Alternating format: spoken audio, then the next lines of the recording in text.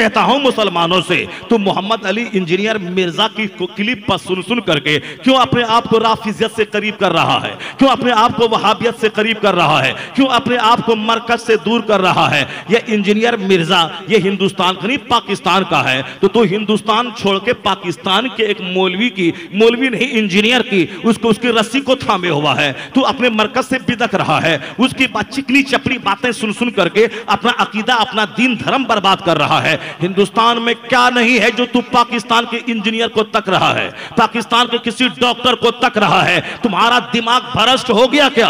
हिंदुस्तान के बारे में नहीं तुमने जाना? अमेरिका से अच्छा हिंदुस्तान हमारा, चाइना से अच्छा हिंदुस्तान हमारा, जापान से अच्छा हिंदुस्तान हमारा, पाकिस्तान से अच्छा हिंदुस्तान हमारा। फजर छोड़ा, जोहर छोड़ा, असर छोड़ा, मगरिब छोड़ा, ईशा छोड़ा, एक दिन में 5 बार गुनाहे कबीरा नमाज छोड़ के किया। झूठ बोल के तो अलग, लंथन करके अलग, चुगलखोरी करके अलग, गीबत करके अलग। नमाज पढ़ना फर्ज आजम है, नमाज छोड़ना गुनाहे आजम है। ये गुनाहे आजम जो तू करता रहा, जब तेरा दिल नहीं हिला, गुटखा खाता रहा, पान चबाता रहा, और साहब जुब्बा झाड़ता रहा, और साहब सर में तेल लगाता रहा, और टोपी बरकाती झाड़ता रहा, और फजर गायब, जोहर गायब, असर गायब, मगरिब गायब, ईशा गायब, आराम से बैठ के साहब गुड़ खा रहा है, गुलगुल्ला खा रहा है, गुड़ पुड़िया खा रहा है। और जैसा तू वैसा तेरा मानने वाला जो तेरा झोला ढोता है, जो तेरा पांव धो के पीता है, जो तुझको स्टेज पे बुला करके वाहवाही करता है, क्योंकि तू भी नमाज का छोड़ने वाला और ये भी नमाज का छोड़ने वाला, जैसे को तैसा मिल गया, खबीस को खबीस मिल गया। जैसे तू खबीस वैसे ये खबीस, और ये खबीस तुझ खबीस का झोला ढोता है। आला हजरत ने लिखा है, जो मुजरिम गुनहगार फासिक हो उसे इज्जत मत दे।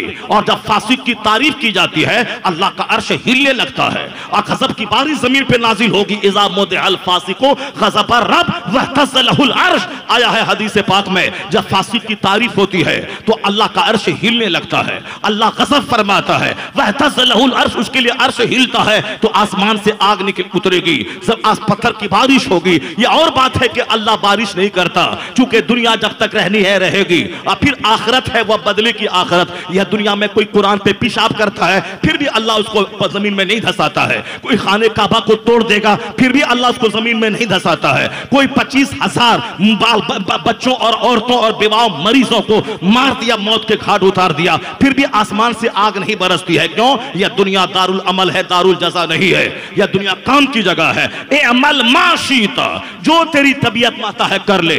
मस्जिद में बैठ के शराब पी ले, अपने घर को तवाइफ का अड्डा बना दे। जवान बेटी बॉयफ्रेंड के साथ घर में चैटिंग कर रही है, जवान बेटा गर्लफ्रेंड से चैटिंग कर रहा है, बाप जवान वो दूसरी औरत से चैटिंग कर रहा है, जवान माँ दूसरे मर्द से चैटिंग कर रही है। ये बताइए 50 लाख का जो घर बनाया है, ये घर बनाया है या तवाइफ का कोठा बनाया है? यही काम तो तवाइफ के कोठे पे होता है जो काम तेरे घर में हो रहा है। ये मोबाइल में जवान बेटी अलग चैटिंग, जवान बेटा अलग चैटिंग, ये जवान बाप अलग चैटिंग, ये जवान माँ अलग चैटिंग। ये घर है कि तवाइफ का कोठा है? देखने में लगता है 10 मंजिला घर, मगर वहां तवाइफों से बदतर काम होता है। शौहर रहे सऊदी अरब में और यहाँ ट्यूटर हॉकर से मुंह काला हो रहा है और कहा जाता तू हीरा आने की जरूरत नहीं है, तेरा सारा काम यहाँ हो रहा है, तेरे बच्चे भी पढ़ रहे हैं, तेरी दुकान भी चल रही है, तेरी बीवी का भी सारा काम हो रहा है। यानी फौजी फौज में अब पड़ोसी मौज में, और वो 10 साल के बाद आता बोलता बीवी मेरी, तेरी बीवी कहाँ है? वो बोलता बच्चा मेरा, तेरा बच्चा कहाँ है? इसी 2 पैसे कमाने के लिए बच्चों को बर्बाद किया, औरतों को बर्बाद किया। जो मस्जिदें उजाड़ेगा अल्लाह उसकी जिंदगी का सुकून उजाड़ देगा, चैन उजाड़ देगा। इसलिए कि सुकून पाने का सबसे बड़ा जरिया है अल्लाह रब्बुल इज्जत की इबादत। सजदे में सुकून है, इबादत में सुकून है, रियाजत में सुकून है, जिक्र में सुकून है, दुरूद में सुकून है। चाहे 1000 हाथ पार मारे, मरेगा यहाँ, वहां जहन्नम में जलेगा। और जो जन्नत बचा के दुनिया में भाग दौड़ करे, नमाज बचा के करे, वो यहाँ भी मस्त रहेगा, मरने के बाद मुस्तफा की शफाअत से मुस्तफा की जन्नत का हकदार हो जाएगा। दोनों जहान की भलाई इसी में है। जब पढ़ने लिखने के बाद तुम नहीं संभला तो हम दूसरों को क्या संभाले? जब 20 साल मदरसे में रहने के बाद तुम नमाजी नहीं बना तो हम इनको क्या नमाजी बनाए? इनके बारे में क्या बोले? जब तेरा दिल मुर्दा हो चुका है, तुझे नमाज में दिल नहीं लगता और 2 पैसे कमाने के लिए दाढ़ी रखता है। दाढ़ी रखना उतना बड़ा फर्ज नहीं है जितना बड़ा फर्ज फजर जोहर असर पढ़ना है। यह फर्ज आसम है। दाढ़ी कोई मूंड ले, यह उतना बड़ा गुनाह नहीं है जितना बड़ा गुनाह नमाज फजर जोहर असर छोड़ना है। ये चूंकि फर्ज आजम है और इसका छोड़ना गुनाह आजम है। ये फर्ज है। कयामत के दिन सबसे पहला सवाल नमाज का होगा। कयामत के दिन सबसे पहला सवाल नमाज का होगा। तिरमिज़ी शरीफ में आया है कि इन्ना अव्वल मा युहासबु बिहिल अब्द यौमल क़यामति सलात। कयामत के दिन सबसे पहला सवाल नमाज का होगा।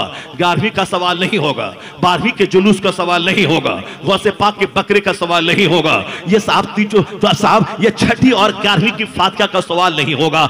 11वीं अच्छा काम है मगर फर्ज नहीं है। जुलूस मोहम्मदी अच्छा काम है मगर फर्ज नहीं है। यह 6ठी शरीफ अच्छा काम है, फर्ज नहीं है। हर जुमरात को फातिहा अच्छा काम है, फर्ज नहीं है। जैसे तिलावत करना, 1000 बार दरूद पढ़ना, यह फर्ज नहीं है मगर अज्र मिलेगा चूंकि वह नफल है।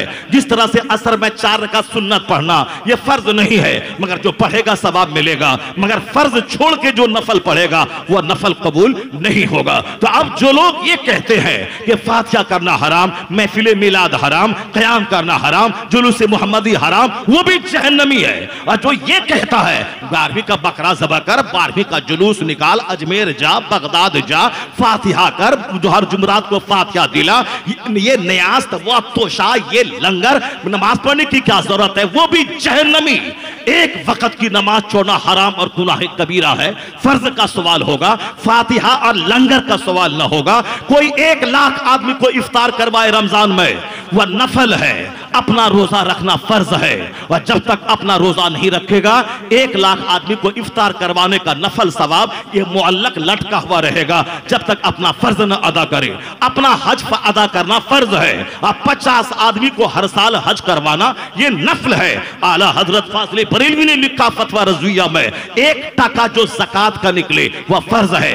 1 करोड़ की मस्जिद बनाना यह नफल है और कोई नफल कबूल नहीं होता जब तक कि फर्ज न अदा करे। मस्जिद 1 करोड़ की यह नफल है, फर्ज नहीं है। और 1 टका जो ज़कात का अपने ऊपर फर्ज है वह फर्ज है। तो पहले फर्ज निकाल, उसके बाद नफल अदा कर, फिर ये दोनों मिलके तेरे दर्जात को बुलंद कर देगा।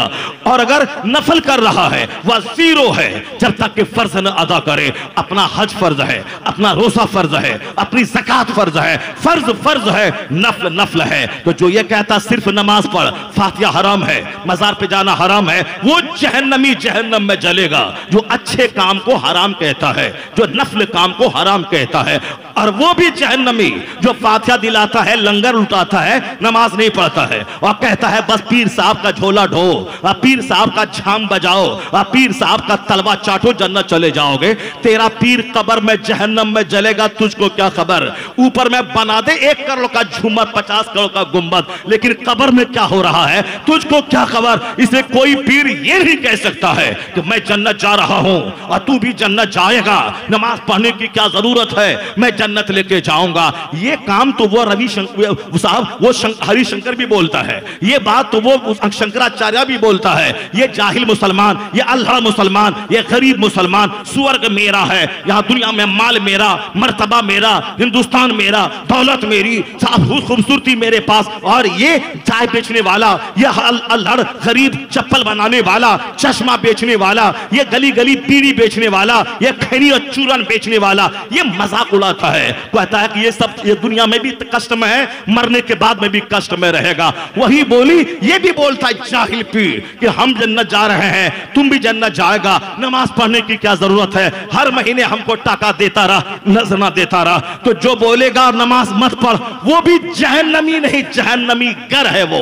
और जो कहता है फातिहा हराम, वो भी जहन्नमी है। तो बीच का रास्ता है, उसी का नाम है मसलके एतदाल, मसलके आला हजरत के नमाज भी होगी, नियाज भी होगी, नमाज भी होगी, जुलूस भी निकलेगा, नमाज भी होगी, 11वीं का बकरा भी ज़बह होगा, नफल भी अदा होगा, फर्ज भी अदा होगा। यही सीधा रास्ता जन्नतुल फिरदौस लेके चला जाएगा।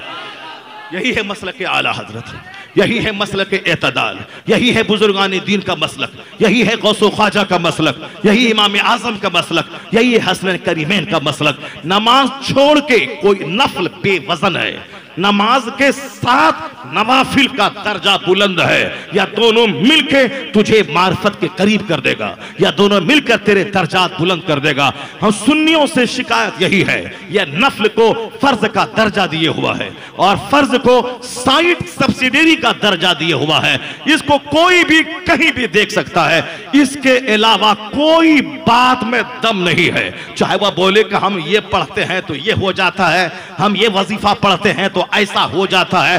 कोई वजीफा पढ़, मुस्तफा से बढ़कर कोई वजीफा नहीं है, सरकार की तालीम से बढ़कर कुछ नहीं है। इस्लाम है ही वह, मैंने खुदा को नहीं देखा, मुस्तफा ने कहा खुदा है, मैंने मान लिया। कुरान हम पर नाजिल नहीं हुआ, हुजूर ने कहा यह अल्लाह का कलाम है, हमने मान लिया। हुजूर की जबान से कुरान भी निकल रहा है और हुजूर की जबान से कुरान की तशरीह हदीस भी निकल रही है, मगर मुस्तफा कहते हैं यह अल्लाह का कलाम है। वो कहते हैं ये मेरी बात है। तो हुजूर की जबान से दोनों चीजें निकल रही, जो अल्लाह का कलाम आप पर नाजिल हुआ वह भी मुस्तफा कहते हैं लिखो, और जो मुस्तफा उस कलाम की तशरीह और तौज़ीह हदीस की सूरत में करते हैं वो भी कहते हैं लिखो। तो हमने तो नहीं जाना कि कुरान हम पर तो नाजिल नहीं हुआ, वह तो मुस्तफा पे नाजिल हुआ। तो अब हम आंख बंद करके ब्लाइंडली मुस्तफा की बात को मान रहे हैं। जो कुछ हुजूर ने कहा वो हक है, हुजूर से हट के कुछ नहीं है। वही है साहिब शरीयत, वही मुस्तफा जाने रहमत ही है, वो हमें खुदा की मार्फत देने वाले,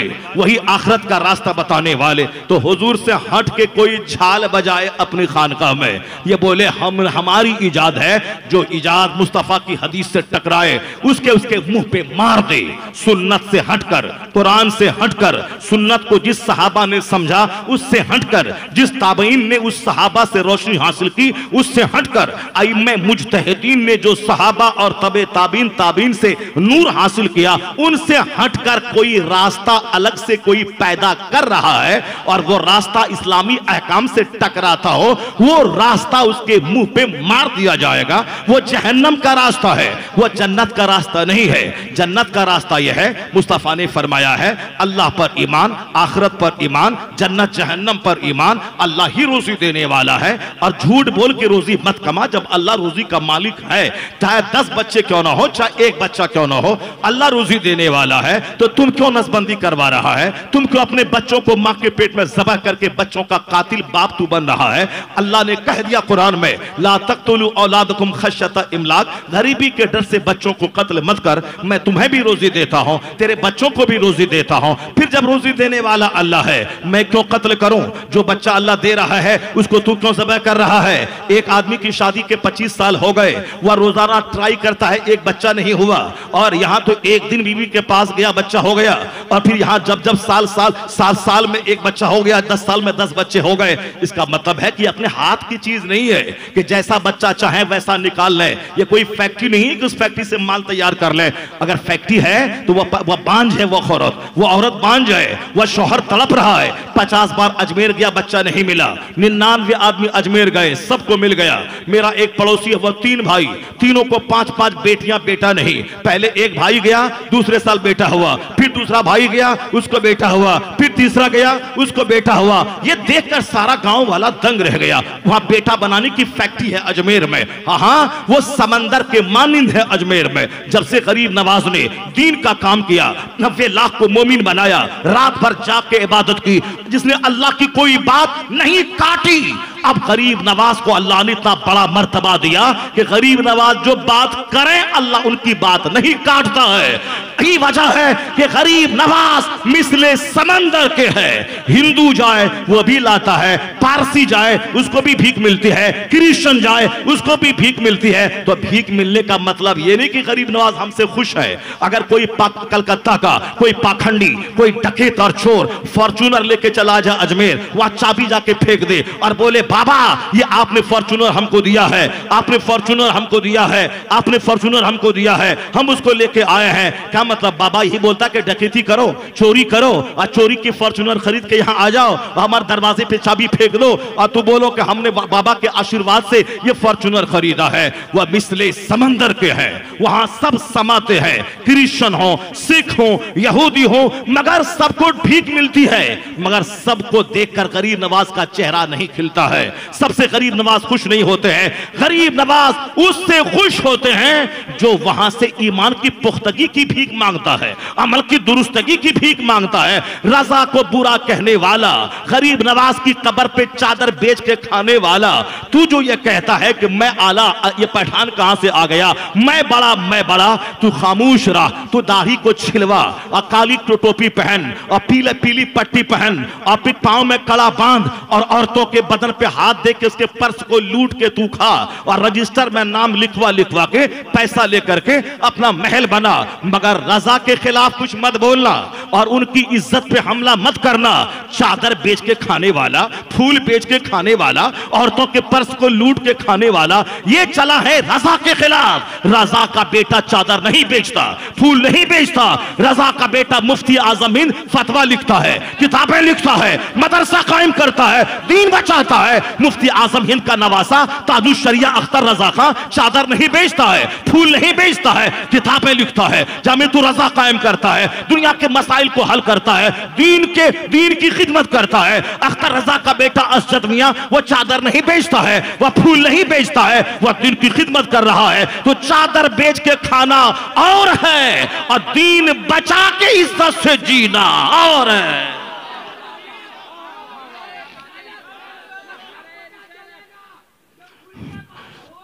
मैं ये कहना चाहता हूं कि जो दीन का काम करेगा उसके खिलाफ ये मुजाविर चिढ़ता है, जाहिल मुजाविर, ये दाढ़ी मूंढने वाला, ये क्या जाने रजा कौन है, रजा का काम क्या है, उसका बेटा कौन है। रजा का बेटा है मुफ्ती आजम हिंद, रजा का बेटा है हुज्जतुल इस्लाम, उसका पोता है मुफस्सिर आजम हिंद, उनका पड़पोता है अख्तर रजा खां। लोग कहने लगे कि बरेली, उसको वो भी कहने लगा बरेली में मदरसा कहाँ है बड़ा, कॉलेज कहाँ है बड़ा, यूनिवर्सिटी कहाँ है बड़ी। मैं कहता हूं बरेली मेरा मरकज है, वो मरकज इसलिए नहीं है कि बरेली में वहां बड़ी यूनिवर्सिटी है, बड़ा मदरसा है, नहीं। कौन बोला?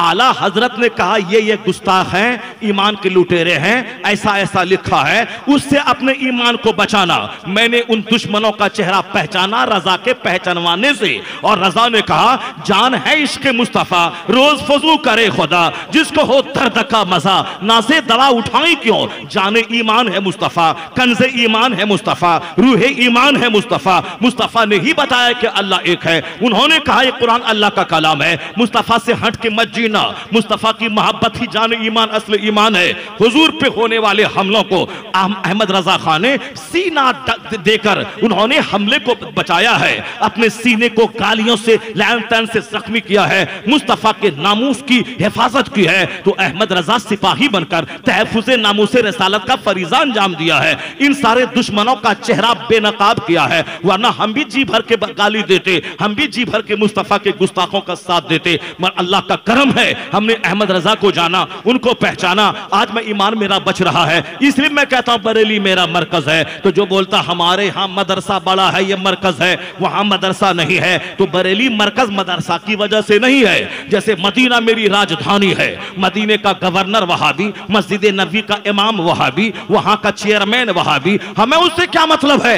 मदीना मरकज है, कयामत तक रहेगा, चूंकि मेरे सरकार वहां है, तो सरकार की वजह से मरकज है। इसलिए चाहे कोई हाकिम वहाबी रहे उससे क्या मतलब होता है, चाहे मस्जिद नबी का इमाम वहाबी रहे उससे क्या मतलब उस इमाम से मरकज मदीना नहीं है, राजधानी मुस्तफा की वजह से है। इसलिए कहा आला हजरत ने होते कहां खलीलो बिना काबा बिना लौलाक वाले साहिबी, ये सब तुम्हारे घर की है।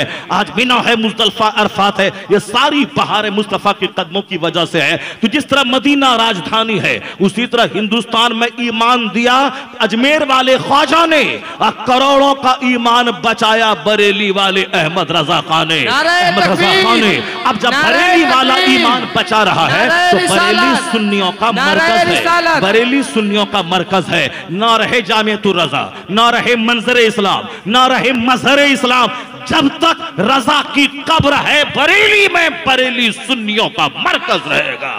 सुभान अल्लाह, सुभान अल्लाह। रजा की वजह से बरेली मरकज है।